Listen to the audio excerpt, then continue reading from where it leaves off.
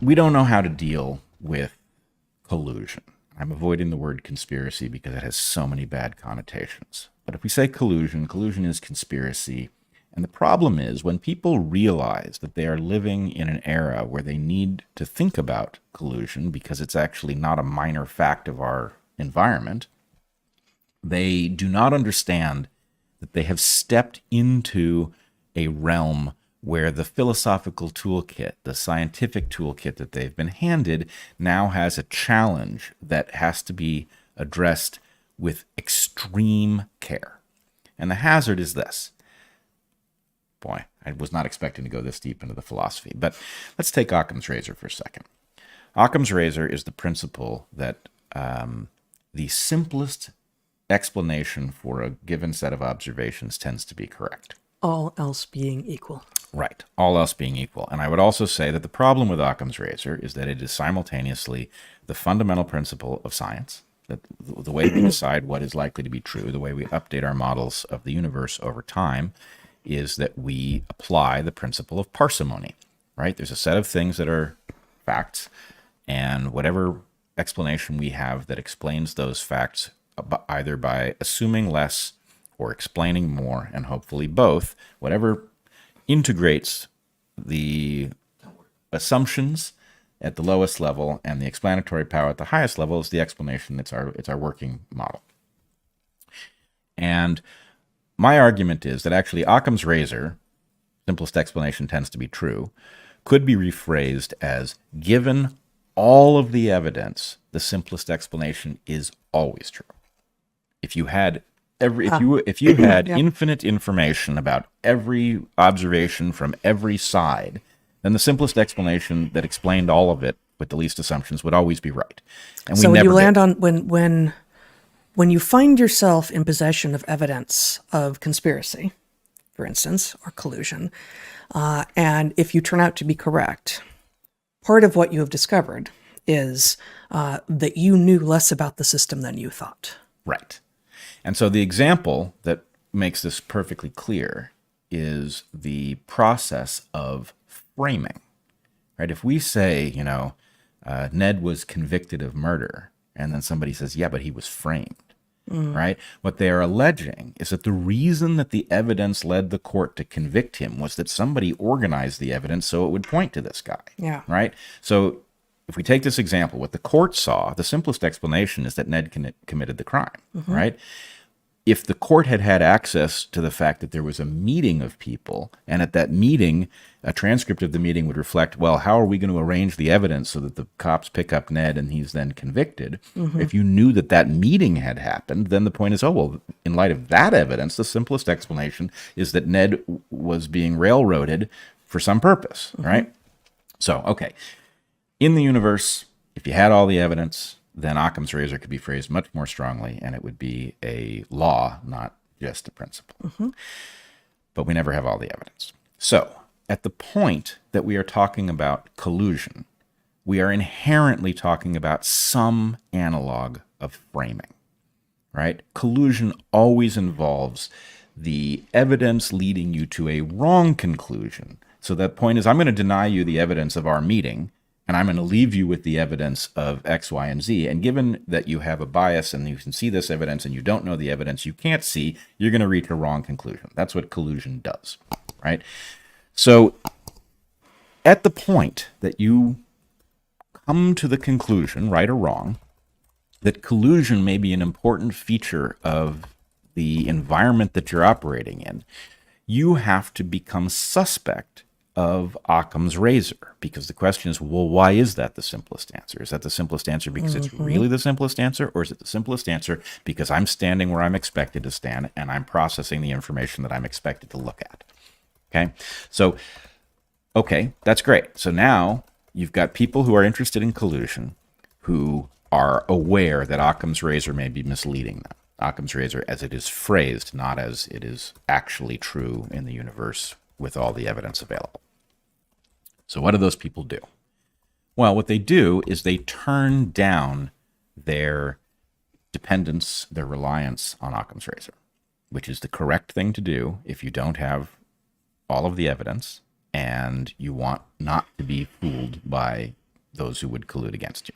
You get more creative in allowing your brain to make connections between things. 100%. You Yeah. free yourself from the normal rules of logic in order so that you could see what might be going on. And there's nothing wrong with that. That is actually necessary. However, you cannot then decide that the quality of your thinking is as it would be if you were in a laboratory where you controlled all of the inputs and you knew that the lab bench wasn't conspiring against you. So the point is, The bench itself. I mean, in a universe where the bench conspires against you, then you can't rely on the fact that the contents of the test tubes are really telling you anything, because it may be that the bench is tricking you using the test tubes somehow. But that's not how it works. In the world of people, we mislead each other. And so, yes, you have to relax your standards in order to think about collusion. No, you don't get the same level of strength of conclusion out of it. You have to be more careful than regular folks doing regular work on, if you go into the field and you study the behavior of frogs, as you did, right? You don't have to worry that somebody is arranging the frogs, because what would have to be true? A, why would anybody want to trick you through frogs? And B, what would they have to act? You'd see them arranging the frogs before you got to your study site. So you can just assume the frogs are probably doing whatever the frogs do. Nobody's trying to trick me, right? But the realms where that's not true, you have to relax your standards, but you also have to treat your conclusions with a kind of skepticism that is very rare amongst those who actually think about this stuff. I now am the subject of many a hypothesis of collusion. You can be pretty sure they're not true. You can't be as sure as I can be, but you...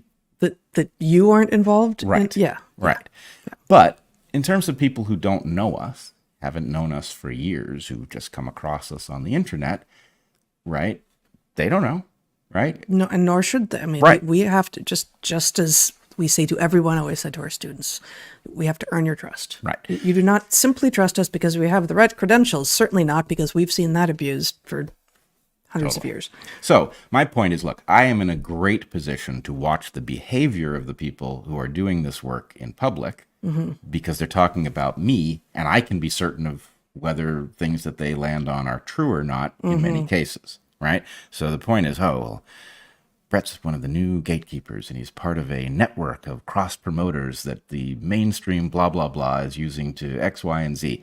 And it's like, well, okay, let's start at the bottom of that tree of contingencies. One of two things has to be true. Either the allegation is that I am knowingly part of such an entity, in which case I would know it. You would. And Right. you on the internet can't know for sure that I'm not lying to you, but I can know that your accusation is inaccurate. And so I can say, oh, this person is sloppy because they've landed on a conclusion that they're certain of, and I know it's wrong. But the argument will come back, and this was the alternative to you might know it. Maybe you don't know it. Maybe you're part of this this vast conspiratorial network of future Orthodox agents, and you just don't know it. Unwitting. Now, if I'm an unwitting agent of these people, well, I can't be certain that's not true. But then again, it means nothing, because the point is, we know we live in a world full of propaganda, which is people trying to persuade us of things that aren't true, so that we will, mouth off on Twitter about them or whatever. So the point is, okay, either this is an empty accusation or it's a wrong accusation. If it's, you're an agent of Goliath and you don't know it, well, yeah, okay, maybe, but you might also be. If it's you are a witting agent of Goliath, then the answer is, well, I know you're not going to take my word for it, but no, your logic is sloppy. If you say Bret is a limited hangout, what that means is that somebody, in an effort to prevent people from waking up, is going to provide you with something that contains shocking elements of the truth, but that there's a cap on how deep the truth goes, right? So you could imagine that there's some job in which what you do is you present a sanitized version of the truth that prevents the really explosive stuff from emerging. Now, on the one hand, do I believe that limited hangouts exist? Of course I do. Absolutely. I think that this has been an important feature of our landscape since the Kennedy assassination, at least, where we see lots and lots of exploration of the nonsense that's obvious in the story of that assassination that contains elements of the truth fused to elements that are nonsense. And so the point is, it prevents us from ever reaching resolution on what actually happened. So yeah, limited hangouts exist.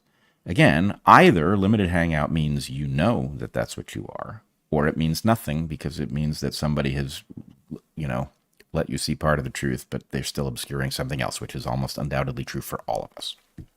So if it means something, Bret's a limited hangout, and then Bret would know that he was a limited hangout, then I also know that this is wrong. But then it allows me to go and look at what happens in the context of somebody leveling this accusation. Mm-hmm.